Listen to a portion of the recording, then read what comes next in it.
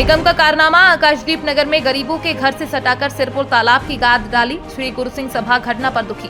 World wetland day के आयोजन से पहले सिरपुर तालाब की गाद घरों के पास जमा कर दी। कुछ के घरों में घुसी गाद, बच्चे हो रहे बीमार। गाद से निकल रहे सांप, बिच्छू, जीव जंतु। 2 दर्जन से अधिक गरीब सिख परिवार बरसों से रह रहे हैं। बोले पीड़ित हम गरीब हैं तो क्या इंसान भी नहीं समझेंगे।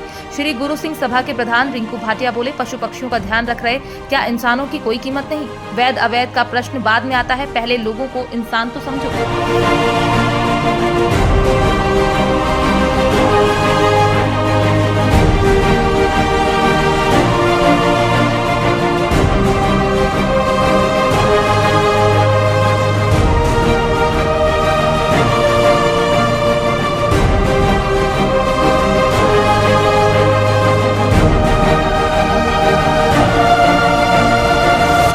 बाईस साल हो गए, हमारी कोई मदद किसी ने करी नहीं है। जब यहाँ पर वोट लेने आते हैं, हम कहते हैं हमारी कोई अवस्था करो, तो कहते हैं हाँ हम जीत जाएंगे, आपकी अवस्था करेंगे। फिर वो जीत जाते हैं, हम वहाँ जाते हैं, नहीं माता जी आपका कोई काम नहीं है। हम ही से जीतते हैं और फिर हमसे कह देते हैं आप तो कोई जाओ बाहर। तो हम क्या कचरा मट्टी कचरे के अंदर रह रहे हैं बच्चों को लेकर के। सर ये तालाब में से निकाली, शेरपुर तालाब की। ये जो ये मुख्यमंत्री मोहन यादव जीता है ना, उसने निकलवाया, करवाया, इधर कचरा फिकवाया है। अब क्या हम इंसान नहीं है जी? ये हमारी कोई सुनता ही नहीं है, हम किससे मिलने जाएं। शुरू से इंदौर रहते हैं, ये नगर निगम वाले डाल गए, ये शेरपुर तालाब की, और हमारे घरों में डाल गए। क्यों डाल गए यहाँ पे? उन्होंने बोला तुम हटा लो यहाँ से, नहीं तो तुमको लोगों को हटा देंगे हम लोग। तो सर हमको बहुत आफत पड़ रही है। चूल्हा जला के खाना बना रहे हैं, हमको भगा दिए, सबको चद्दर उठा उठा के मैदान में रख रखे हैं हमने। ये भैया आकाश नगर कॉलोनी है, ये शेरपुर तालाब के पास में है।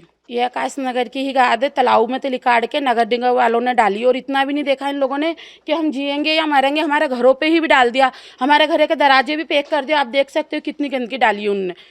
और हमने उनको बोला भैया हम ऐसे कैसे रहेंगे। बोला नहीं अभी नहीं उठाओगे तो आपके घरों पे भी डाल देंगे। और वीडियो भी है भैया हम पे, वो वाली जो इन्होंने बोला ट्रैक्टर जो डंपर चल रहे हैं ना इनके, वो वाली वीडियो भी, और सांप बिच्छू चल रहे वो भी वीडियो है हम पे। अब आप देखो मानली गौड़ भाभी दीदी ये भी आकर देखे हैं, या हम परेशान हो रहे हैं, हम भी तो इंसान हैं। जी हाँ मैंने करी थी। ये यहाँ के पार्षद है ना, उन पे करी थी। रमेश जैन से मेरी बात हुई थी, यहाँ के जो नेता हैं उनसे मेरी बात हुई थी। तो उन्होंने बोला तोड़ेंगे जब हम आ जाएंगे। तो अभी हमने बोला हमारी दिक्कत भी हो रही है, आप देख लो।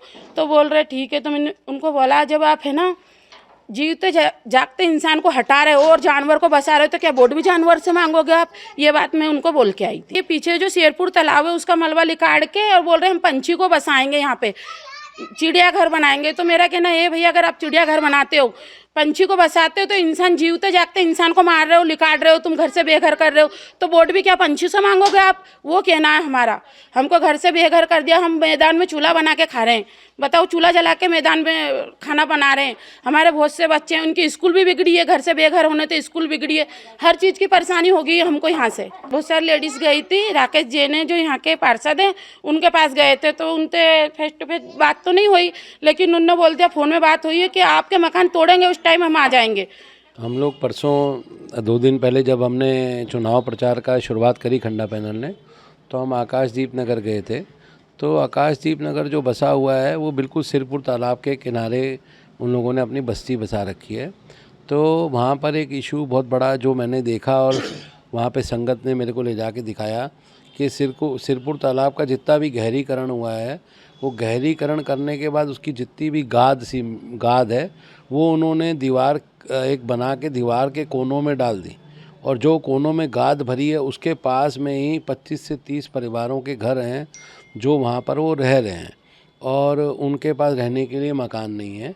उन्होंने वहाँ पे झोपड़ी बनाकर रह रहे हैं।